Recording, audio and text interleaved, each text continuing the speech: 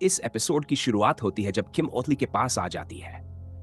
ली किम को देखकर बहुत खुश होती है।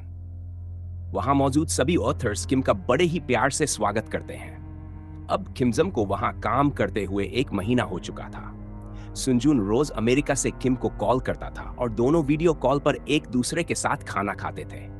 जब सुनजून सुबह ऑफिस जाता था, तब तक वह किम से बातें करता रहता था और कोरिया में रात के वक्त किम उससे बात करते करते ही सो जाया करती थी। इस नए शहर में रहते हुए किमजम को कई महीने हो चुके और अब उसके बाल भी पहले जैसे कर्ली हो गए थे। एक दिन जब सुनजून कॉल करता है तो वह किम को बताता कि उसकी तबीयत थोड़ी बिगड़ रही है। यह सुनकर किमजम परेशान हो जाती है और उसे कहती है कि तुम्हें दवाई लेकर आराम करना चाहिए। सुनजून कहता है कि वो ठीक हो जाएगा और किम को चिंता नहीं करनी चाहिए। तभी किम को हारी की कॉल आती है और हारी उसे बताती है कि वो इसी शहर में उससे मिलने आई है। ये सुनकर किमजम बहुत खुश हो जाती है और तुरंत अपनी साइकिल लेकर निकल जाती है। फिर ये दोनों एक रेस्टोरेंट में मिलती है। हारी बताती है कि वो स्कॉलरशिप के लिए अप्लाई कर रही है। फिर वह शिनहो के बारे में पूछती है कि वह आजकल कहाँ है। किम बताती है कि उसे खुद भी नहीं पता कि वह अब कहाँ रहता है। थोड़ी देर बाद हारी किम से विदा लेती है और चली जाती है। अब किमजम सुनजून को कॉल करती है, लेकिन उसका फोन बंद आता है। वह घर पहुंचकर दोबारा कॉल करती है, पर इस बार भी उसका नंबर बंद ही आता है। रात को वह सुनजून को एक मैसेज करती है, लेकिन अगली सुबह तक भी कोई रिप्लाई नहीं आता। अब किमजम काफी परेशान हो जाती है। उसके मन में बुरे बुरे ख्याल आने लगते हैं। कहीं सुनजून को कुछ हो तो नहीं गया, या फिर उसका फोन खराब हो गया होगा। उसी वक्त ली उससे कहती है कि आज वह कुछ ज्यादा ही परेशान लग रही है। क्या सब ठीक है? किमजम बिना कुछ कहे बाहर निकल जाती है। बाहर बारिश हो रही थी और किम के दिमाग में और भी अजीब ख्याल आने लगते हैं। वो सोचती है कि कहीं सुनजून को तेज बुखार ना हो गया हो, और अगर कुछ हो गया तो कोई उसे देखने भी नहीं गया होगा। वो अपने सिर को झटक देती है और कहती है, मैं ये क्या सोच रही हूं, मुझे ऐसे नेगेटिव नहीं सोचना चाहिए।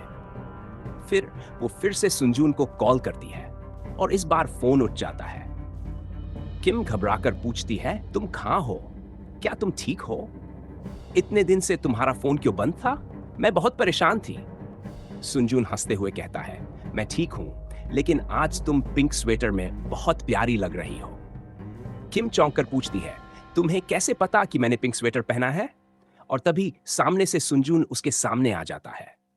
किम बहुत खुश हो जाती है। वह बारिश में भागकर सुनजून के पास जाती है और उसे गले लगाकर कहती है, मैंने तुम्हें बहुत मिस किया। फिर वह पूछती है, तुम इतनी जल्दी यहां कैसे आ गए? सुनजून कहता है, तुम्हारे बिना मेरा मन नहीं लगता था। मैं तुम्हारे साथ रहना चाहता था, इसलिए वापस आ गया। इसके बाद वह किम को बताता है कि उसे फिर से उसी मैगजीन कंपनी में वापस बुला लिया गया है। ऑफिस में जब सुनजून वापस आता है तो सभी लोग बहुत खुश होते हैं और खुशी से उसका वेलकम करते हैं। फिर एक और सरप्राइज आता है। सभी को पता चलता है कि मिस एडिटर यानी किमजम अब शादी करने वाली है। यह सुनकर सब हैरान हो जाते हैं। दूसरी तरफ हम शिनहुक को देखते हैं, जो अब विदेश में रह रहा था। किसी को नहीं पता था कि वह कहां है। वह अपनी नई किताब लिखने में व्यस्त था।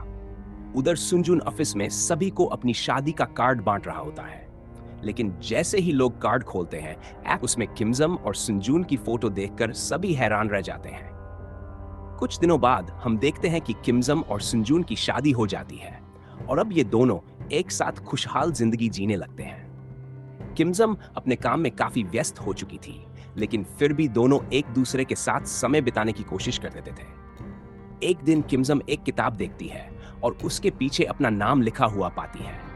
असल में शिनहुक ने यह किताब किमजम के नाम ही लिखी थी। जहां भी शिनहुक जाता, उसे हमेशा किमजम की याद आती रहती थी। उसके साथ बिताए गए पल उसके दिल में हमेशा जिंदा थे। आखिरी में हम देखते हैं कि सुनजून और किमजम अब एक प्यारी सी बेटी के माता पिता बन चुके थे, जो बिल्कुल किमजम जैसी दिखती थी। और दोस्तों, यहीं पर इस ड्रामा की हैप्पी एंडिंग हो जाती है। अगर आपको ये वीडियो अच्छी लगी हो तो लाइक जरूर कीजिएगा। जल्द मिलते हैं एक नए एपिसोड के साथ, सिर्फ वर्सेटाइल विजन्स पर।